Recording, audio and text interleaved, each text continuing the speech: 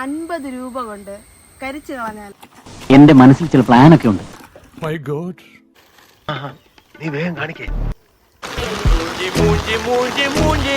മലയാളി കൊള്ളാം. എന്താ പേര്?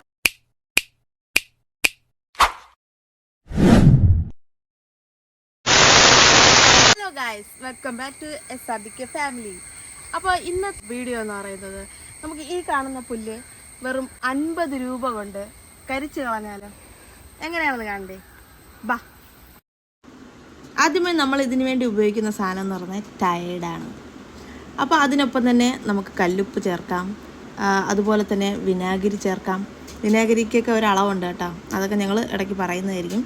അപ്പോൾ ഇതെല്ലാം കഴിഞ്ഞ് കൈയിട്ടൊന്നും ഇളക്കാൻ പാടില്ല. ഒരു കമ്പോ എന്തെങ്കിലും വെച്ച് അതിനനുസരിച്ച് ഒരു 2-3 ലിറ്റർ വെള്ളം വീത്തി നന്നായിട്ട് കലക്കി ഞങ്ങൾ ആദ്യം ചെയ്തത് ഒരു ബോട്ടിലിൽ ഇതുപോലെ കോരി നിറച്ചതിന് ശേഷം ഞങ്ങൾ അതിൽ ബോട്ടിലിൻ്റെ അടപ്പിൽ ഹോളിട്ടിട്ട് അടിക്കുകയായിരുന്നു. അപ്പോൾ അത് ഒരു തരത്തിലും നമുക്ക് ഇത് ചെയ്യാൻ പറ്റാത്തതുകൊണ്ട് കൈയൊക്കെ ഭയങ്കരമായിട്ട് കഴിച്ചു. അപ്പോൾ നമ്മൾ അതവിടെ ഉപേക്ഷിച്ചു.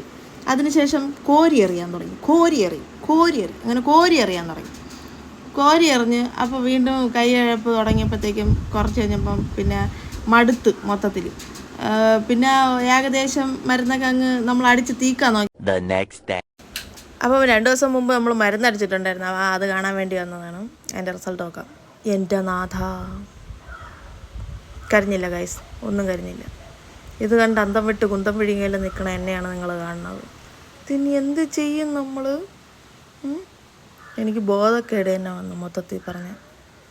ചിലവ് കുറച്ച് മരുന്ന് അടിച്ച് പുല്ല് കരിക്കാൻ നോക്കി, നടന്നില്ല. അവസാനം 300 രൂപയ്ക്കുള്ള ഒരു മരുന്ന് വാങ്ങി പുല്ല് മൊത്തത്തിലങ്ങ് കരിച്ച് കളയാമെന്ന് വിചാരിച്ച്. ഇതെങ്കിലും സക്സസ്ഫുൾ ആവുമെന്ന് ഞങ്ങൾക്ക് അറിഞ്ഞുകൂടാം. അപ്പം അതടിക്കുന്നതിന് മുമ്പുള്ള ഒരു ചിട്ടാവട്ടങ്ങളാണ് നിങ്ങൾ കാണുന്നത്. ഫുള്ള് ബോഡിയെല്ലാം കവർ ചെയ്ത് അതിലങ്ങനെയാണ് എഴുതിയിരുന്നത്, അത് ഉള്ളിലൊന്നും പോകാൻ പാടില്ല എന്നൊക്കെ. അതുകൊണ്ട് ഫുള്ള് കവറിങ്ങും കാര്യങ്ങളൊക്കെ എല്ലാം കഴിഞ്ഞതിന് ശേഷം ഞങ്ങൾ വെള്ളത്തിൽ ഇതുപോലെ ഈ സാധനം മിക്സ് ചെയ്തതിന് ശേഷം ചേട്ടനാണ് അടിച്ചത്. ആദ്യം കുപ്പിയിൽ, നമ്മുടെ സ്പ്രേ കുപ്പിയിൽ വെള്ളം നിറച്ച് ഈ സംഭവം നിറച്ചതിന് ശേഷം ഞങ്ങൾ മൊത്തത്തിൽ അടിച്ച് ഏകദേശം ആയപ്പോഴത്തേക്കും കൈയൊക്കെ പഴയതുപോലെ തളരാൻ തുടങ്ങി. അത് കഴിഞ്ഞ് പിന്നെ അവിടെ വെച്ചങ്ങ് നിർത്തി. പിന്നെ ഞങ്ങൾ എന്ത് ചെയ്തതെന്നറിയാമോ? പഴയതുപോലെ തന്നെ വെള്ളം കോരി ഒഴിക്കാൻ തുടങ്ങി. മൊത്തത്തിൽ പുല്ലിൽ ഫുള്ള് കോരി ഒഴിക്കാൻ തുടങ്ങി. സംഭവം മരുന്നെല്ലാം അടിച്ച് വന്നപ്പോഴത്തേക്കും ഏകദേശം രാത്രി ഒരു 7 മണിയോടൊക്കെ അടുപ്പിച്ചായി. ഫുൾ ഇരുട്ട്. അവിടെ എങ്ങും വേറെ ഒരു വീട് പോലും ഇല്ല. അങ്ങ് മുകളിലൊരു വീട് മാത്രമേ ഉള്ളൂ. വെട്ടം പോലും ഇല്ലാതെയാണ് ഞങ്ങൾ ഫുള്ള് മരുന്ന് വീഴ്ത്തി, കംപ്ലീറ്റ് മരുന്ന് വീഴ്ത്തി. അത് കഴിഞ്ഞ് ഞങ്ങൾ ഇട്ടിരുന്ന ഡ്രസ്സൊക്കെ റിമൂവ് ചെയ്ത് ഫുൾ അവിടെ ഇട്ട് കത്തിച്ച് കളഞ്ഞതിന് ശേഷമാണ് ഞങ്ങൾ അവിടെ നിന്ന് തിരിച്ചത്. കത്തിച്ച് തീയൊക്കെ അണച്ചതിന് ശേഷം, കാരണം നൈറ്റ് ആയതുകൊണ്ട് കാറ്റൊക്കെ ഉണ്ടായിരുന്നു. അപ്പോൾ ഈ തീ എങ്ങാനും എവിടെയെങ്കിലും പോയി വീണ് കത്തിയല്ല. അതുകൊണ്ട് നമ്മളെല്ലാം കംപ്ലീറ്റ് അവിടെ എല്ലാം ശരിയാക്കിയിട്ടാണ് ഞങ്ങൾ തിരിച്ച് വന്നത്. ഇതൊന്നും അല്ല സംഭവം. ഞങ്ങൾ അവിടെ നിന്ന് ഇറങ്ങിയപ്പോഴത്തേക്കും മൊത്തത്തിൽ ഇരുട്ട്, എങ്ങോട്ട് നോക്കിയാലും ഇരുട്ട്. മൊത്തത്തിൽ ഭയാനകമായ ഒരു അന്തരീക്ഷമായിരുന്നു. എങ്ങനെയെങ്കിലും വീടെത്തിയാൽ മതി എന്നുള്ളൊരിതായിപ്പോയി. പക്ഷെ കാറിലായതുകൊണ്ട് കുറച്ച് സെക്യൂറായിട്ട് ഫീൽ ചെയ്തു. അങ്ങനെ മരുന്നടിച്ചതിൻ്റെ പിറ്റേ ദിവസം ചെന്നപ്പോഴത്തേക്കും നെരിച്ച മഴ, ഒരു രക്ഷയില്ല. അങ്ങനെ അത് മൂഞ്ചിതായി. ഇടിവെട്ടി എൻ്റെ തലയിൽ പാമ്പ് അടിച്ചെന്ന് പറഞ്ഞതുപോലെ അവിടെ ചെന്നപ്പോഴത്തേക്കും വൻ മഴയായിരുന്നു.